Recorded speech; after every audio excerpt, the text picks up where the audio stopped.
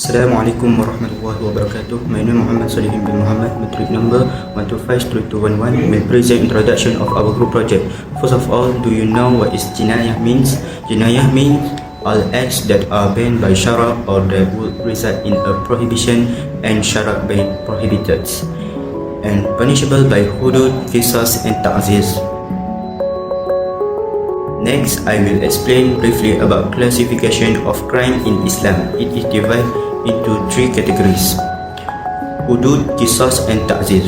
The first is hudud, which refer to the penal recompense determined according to Shara to safeguard the right of Allah subhanahu wa ta'ala and human right. The second is qisas, which are retaliation that is adopted and imposed on criminal is the same the action of criminal committed against the victim. The third is ta'zir, which is referred to punishment for offense provided by Shara with limit punishment as well as kafarrah punishment. Next, I will explain about bullying. Bullying is an act of disturbing, oppressing, hurting or threatening someone repeatedly, whether physical, verbal, emotional or through digital media, which the intention of showing power, controlling or degrading the victim's dignity.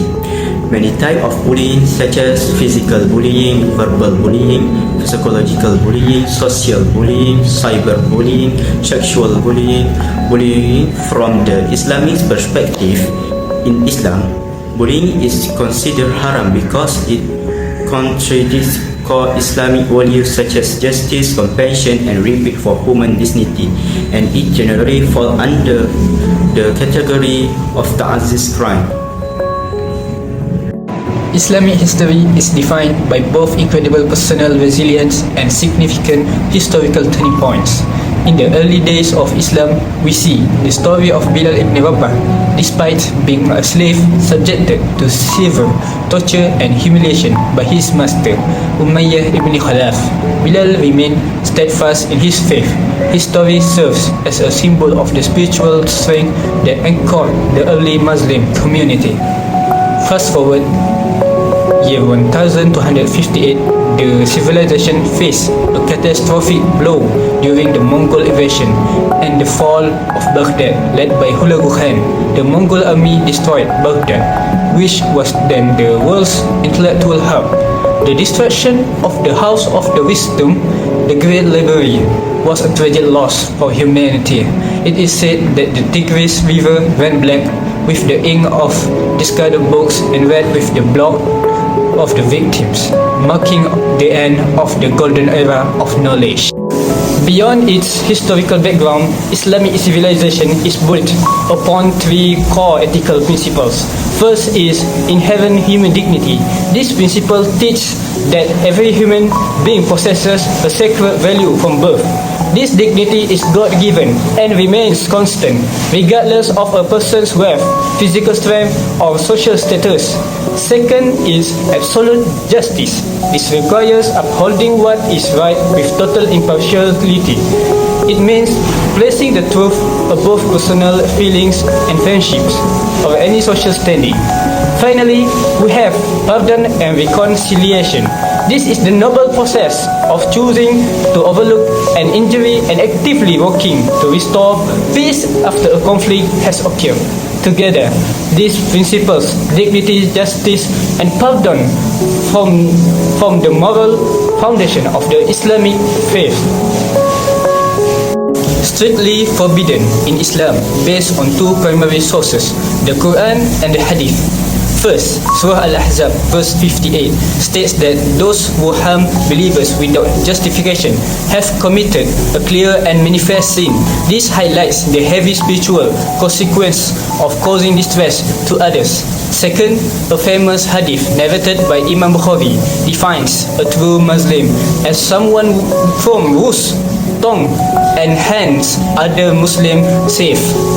In short, Islam teaches us that respecting the dignity and safety of others is not just a social duty, but a core part of faith.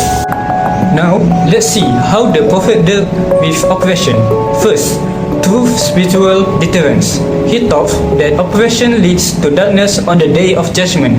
He warned people about becoming bankrupt in the afterlife by hurting others, which built strong moral awareness in society. Second, he responded to oppression with kindness and patience, truth, good character, and self-control. He reduced hatred and often turned enemies into allies. This shows that the Prophet's approach focused on justice, mercy, and moral responsibility.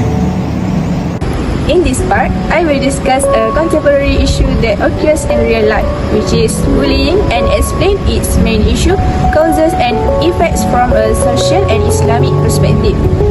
Main issue: bullying as a form of jinayah.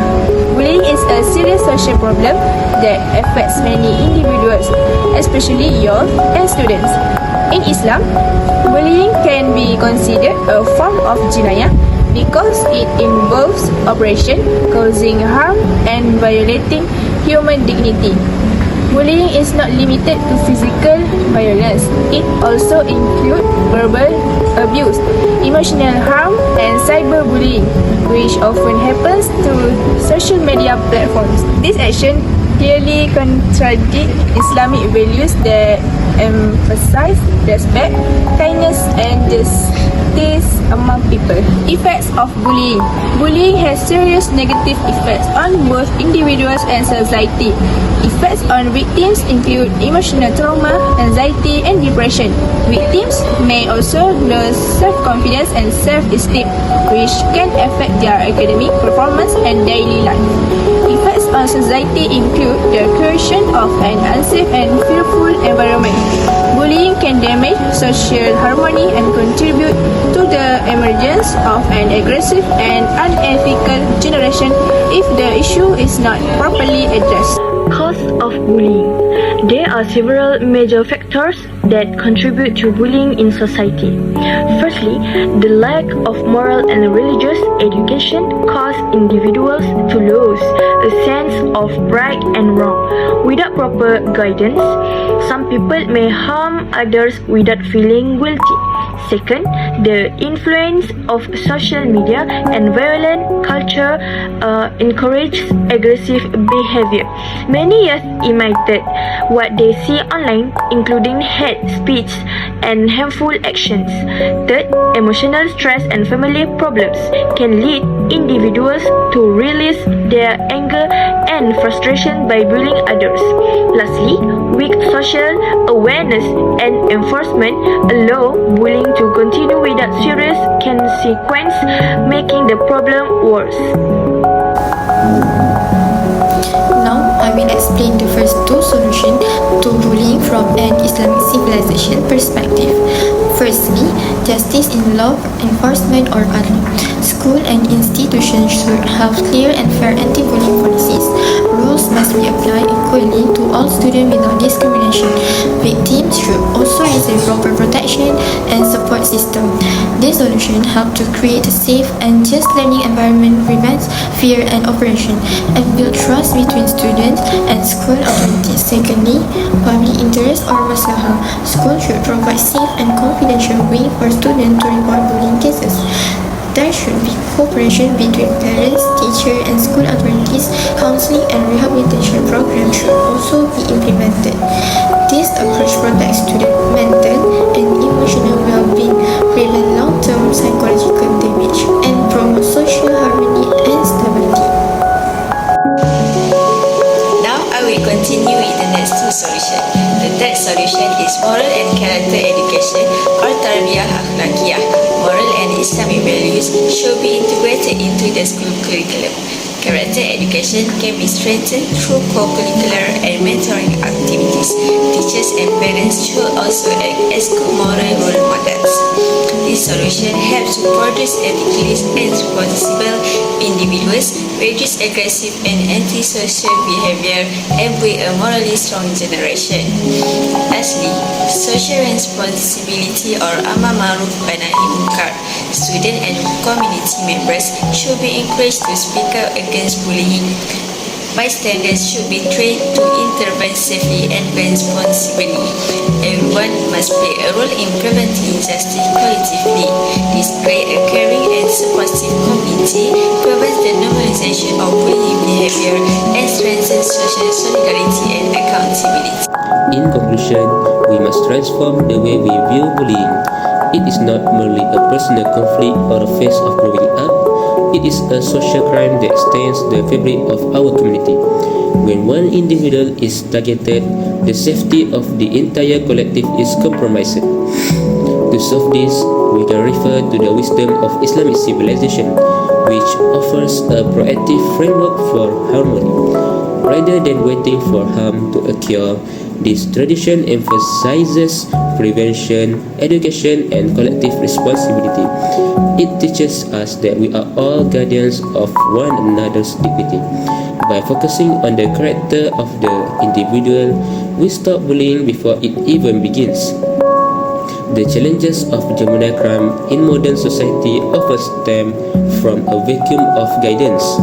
However, by reintroducing strong moral values such as empathy, integrity, and self-discipline, we provide our youth with a compass to navigate life's challenges without resorting to aggression. Let us commit to building a society where education is not just about academic success but about moral excellence. By fostering these values today, we ensure a safer, more compassionate world for tomorrow.